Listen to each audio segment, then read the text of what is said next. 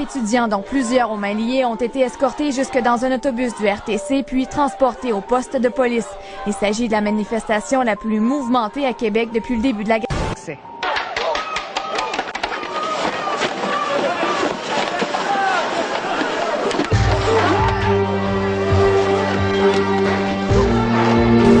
Le régime libyen doit et sera tenu responsable pour ces violations des droits de la personne commises contre le peuple libyen. Un professeur de l'Université de Montréal a donné l'exemple de son établissement où là, on a engagé des agents de sécurité qui sont, dit-il, des gros formats, armés de matraques, mais même d'armes à feu aussi. On peut écouter 2 commentaires. Et maintenant, on voit des gardiens de sécurité dans les couloirs qui hurlent littéralement après les personnes en leur disant « Rentrez dans vos classes ». On a vu ça aussi à l'UQO. On a vu ça hier, je pense, à Sherbrooke. On vit dans un climat qui n'a plus aucun sens, là. Ça n'est pas ça, l'université. On trouve inacceptable que des étudiants ou des professeurs soient malmenés, soient interceptés. C'est plus qu'un traumatisme qu'on est en train de créer, là. On est en train d'installer un climat de terreur, ce qui est absolument inacceptable.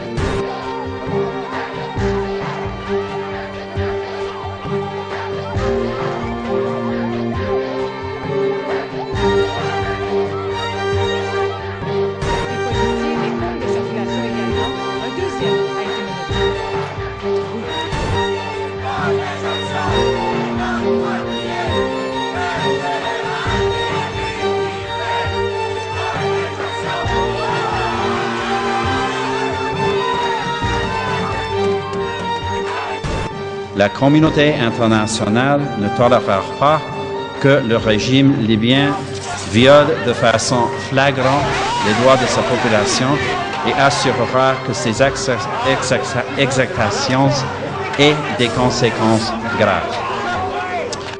Vous pratiquez le fascisme contre les étudiants de la jeunesse de demain.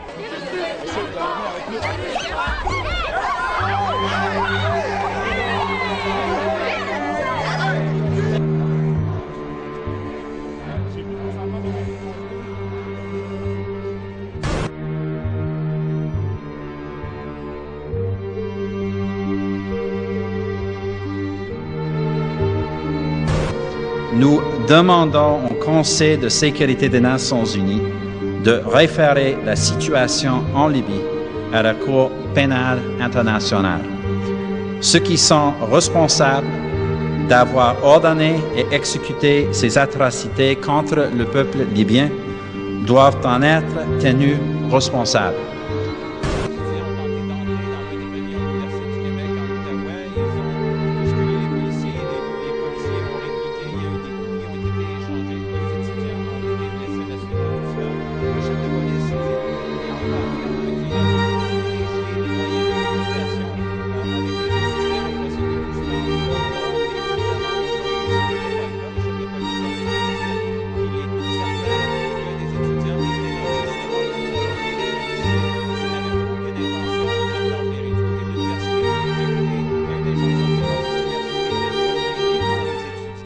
Parce que la population libyenne durement éprouvée nous a lancé un défi.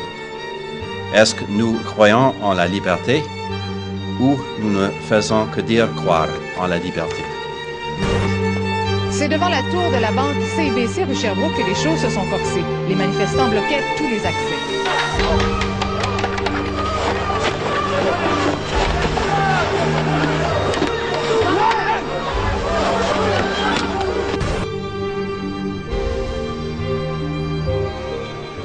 Je leur laisse le soin de mener leur débat, mais je pense qu'il faut qu'ils comprennent qu'on ne peut pas nous demander d'aller s'asseoir avec un groupe qui a pour mandat de ne pas dénoncer le recours à la violence ou à l'intimidation. Vraiment, on ne peut pas demander à un gouvernement d'aller s'asseoir avec un tel groupe. On trouve inacceptable que des étudiants ou des professeurs soient malmenés, soient interceptés. C'est plus qu'un traumatisme qu'on est en train de créer, là. On est en train d'installer un climat de terreur, ce qui est absolument inacceptable.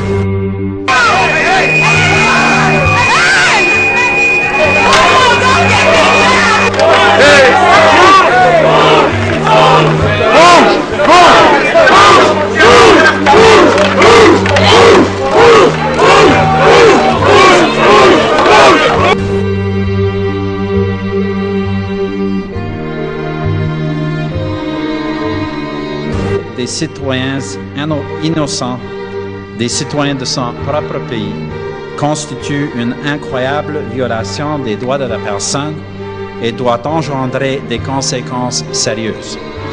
L'un de la porte tempérée, il a été arrêté.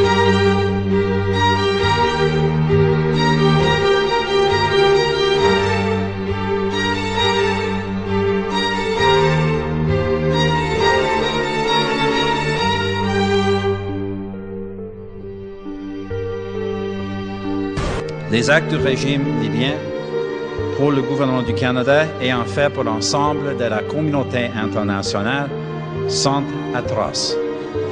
Nous condamnons ces attaques brutales et demandons encore au régime libyen à cesser immédiatement l'usage de la force contre ses propres citoyens. La communauté internationale doit envoyer un message très clair.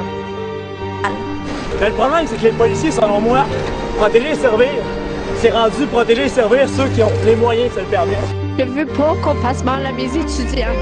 Je suis professeur en sciences de l'éducation et le jeune homme qui tenait des livres, c'est un de mes étudiants et les livres qu'il tient sont des livres sur l'éducation et la démocratie. Et je suis outrée par ce que je vois aujourd'hui. L'anti-émeute avance sur nos étudiants, c'est d'une violence inouïe. Je ne comprends pas comment on a pu permettre que ça se rende à ceci à l'Université du Québec en Outaouais.